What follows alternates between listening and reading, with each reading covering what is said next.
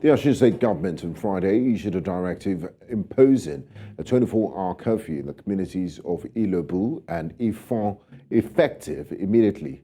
A statement by the Commissioner of Information and Public Enlightenment, Kolapo Alimi, announced that the curfew is to forestall further breakdown of law and order in the two communities and to prevent further loss of lives and property. According to reports, about 8 people were feared killed in a communal clash involving both communities on Thursday. Sources say the crisis reportedly erupted due to an ongoing land dispute.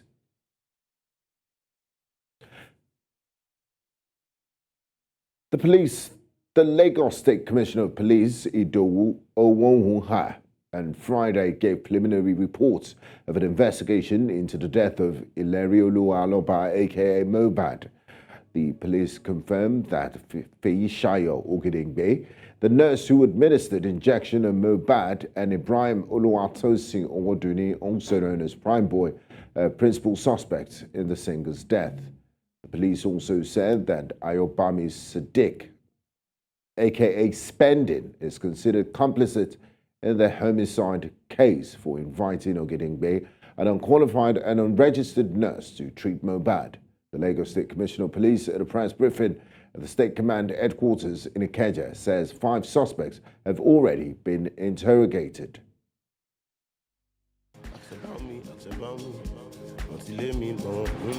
The mysterious death of Oris-Ohwerhi, aka Mohbad, has puzzled millions of Nigerians and sparked angry reactions at home and abroad.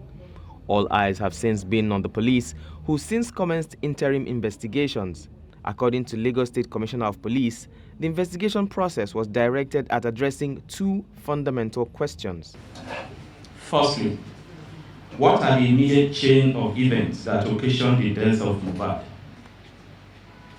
Secondly, who are the actors that could, within the context of extant criminal law and procedures, be evidentially held criminally liable, either individually or jointly, for the death of Mohbad on 12 September 2023.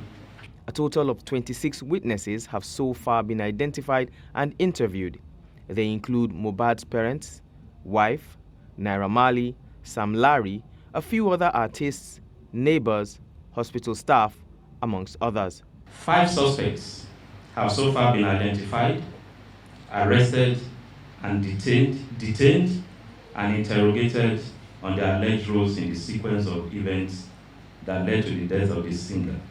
The summary is as follows. But the major fingers of accusation have been pointed at Feisayo Ogedengbe, the auxiliary nurse who was contacted by Mohbad's friend Ayobami Sadiq, aka Splendin, when Mohbad's own nurse could not be reached.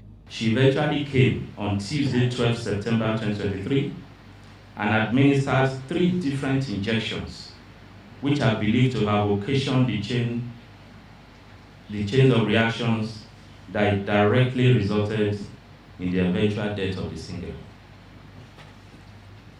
She is the principal suspect in the death of Mohbad. She acknowledged that it was the injections that she administered on the deceased that triggered the reactions which eventually led to Mohbad's death. Besides the auxiliary nurse, 2 other suspects who are being held in connection to Mohbad's death were also mentioned. Mr. Ayobami Sadiq, aka Spending. Sadiq is a friend to Mohbad who invited the auxiliary nurse to treat the deceased. He's been suspected of conspiracy in the death of the singer.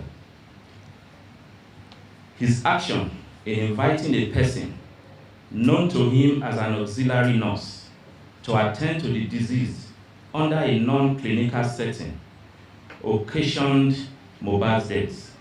He's being held for conspiracy to commit felony. Ibrahim Oluwatosin, aka Prime Boy. He's a childhood friend of Mohbad. He attended the show at Ikorodu in Mohbad's company on 10 September 2023. At the end of the show, Mohbad and Ibrahim were engaged in a violent fight, during which Mohbad was injured. The management of the injury subsequently resulted in his death. So he's being treated as a suspect.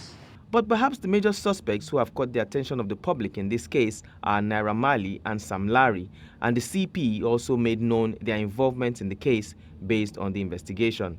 Samson Balogun Eletu, aka Sam Larry, is a suspect who was arrested on allegation of being complicit in the death, as well as in relation to the videos that have gone viral about bullying and assaults,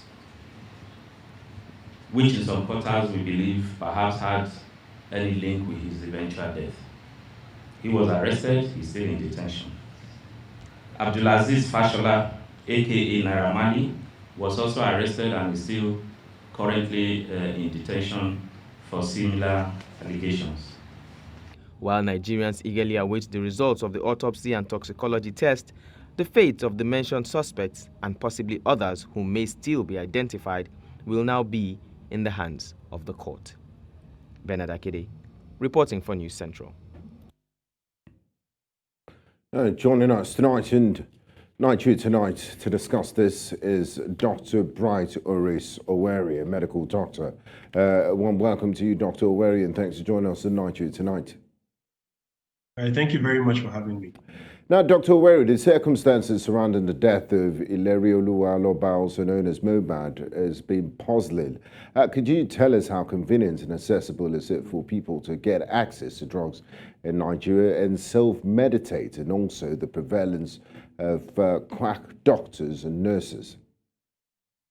Okay, so starting with how easy it is for people to get access to medications. I think it's quite easy, even with or without prescriptions, because there's very little, control over getting certain kinds of drugs, especially drugs that are not exactly illicit or controlled substances. For example, painkillers, antibiotics, non-narcotic painkillers, it's quite easy. Just walk into a pharmacy and, just tell them that this is the medication that you want, and you pretty much get it. Sometimes they suggest, those medications for you, and, pretty much just hand it over to you.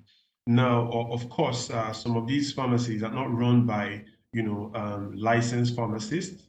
They are basically run by people who just learn the names of drugs and just know how to sell drugs. So it makes it very difficult to, control that aspect of getting access to. And talking about Dr. Oris-Ohwerhi, talking about people who don't have qualification to administer these drugs, how do people who are not qualified to offer medical services and expertise get access to these medications and wrongly administer them to some unsuspecting patients? Is the Nigerian Medical Association responsible for regulating? Whose duty is it to ensure that Nigerians are safe and they don't fall into the hands of this unscrupulous people who masquerade as qualified medical practitioners? Okay, so there are different medical bodies that regulate the different aspects and the different disciplines in medicine. For example, the Medical and Dental Council of Nigeria regulate doctors and dentists. The Nursing and Midwifery Council regulate nurses. There's a Pharmacy Council also that regulates, pharmacists, right? So, but all of this, they are still regulated under the law. So, but referring to, let's say, quacks now, for example, who are quacks? Quacks are, people that are not qualified to render any kind of medical service, or they are qualified, but then they are rendering those services in a place that they are not supposed to, in a non-clinical setting. For example, in an unsafe place, in a place that it is not hygienic, sort of, right? So a person practicing like that, the person can be seen as, as a quack. Referring to this particular case, saying an auxiliary nurse is not even a nurse. So that sort of a person does not even need regulation to start with. It's like so what's an auxiliary nurse? Okay, so an auxiliary nurse is sort of a nurse aide, is a staff or person that helps out the nurse in caring for the patient. Now, this help does not involve any administration of medications or any clinical procedure whatsoever. It's basically to help the patient move, for example, with their personal hygiene, helping the patient move from wheelchair to the bed to the toilet, and back and forth. So basically helping the patient in a hospital with their needs that is not connected to medications or receiving any form of medical care. So they just help the nurse. Now, even coming down to the nurses themselves, there are responsibilities and duties that they are not even supposed to carry out, even in clinical settings. For example, I read through, I listened to the account of the case from the police, from the Yes. police department, and they mentioned giving an IV injection, intravenous injection. So even a nurse, unless the nurse is certified as a phlebotomist or can give IV injections, they are not supposed to even give IV injections.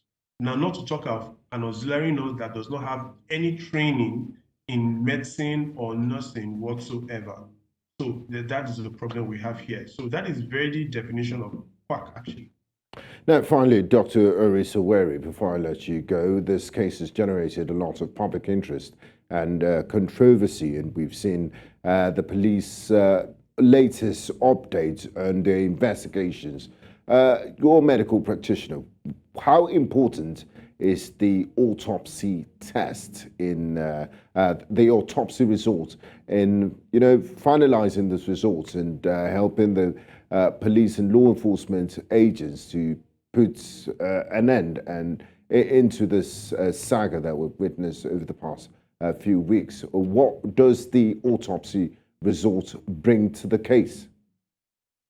Okay, thank you very much for that question. Now, I want you to see autopsy as a black book of like what the black book or the black box rather would do for a plane that has crashed, right? Yes. The black box will tell you all the activities that happened prior to the crash and what happened, what changed. It gives you more information, very detailed information. So the autopsy will do that same thing. It will tell you exactly what the main cause of death was, and what the other causes or contributing factors to that death was, what the chemicals in the body was looking like at the time of death, what chemicals were in the body from medications to normal body chemicals, what levels they were in, at the time of death. Autopsy is able to reveal some of these things. So yes, autopsy will give that very full picture of what really happened, what events led to the person's death. Autopsy will do that. General autopsy will just say, oh, maybe the cause of death was, cardiac arrest or respiratory arrest. But autopsy will tell you what led to it. Was it a buildup of certain chemicals? Was it a buildup of certain toxins? And that's very valuable information for law enforcement and those investigating. Thank you so much for your time and insight and expertise, Dr. Bright Oris-Ohwerhi, medical practitioner. Thank you so much. Thank you for having me. Yeah.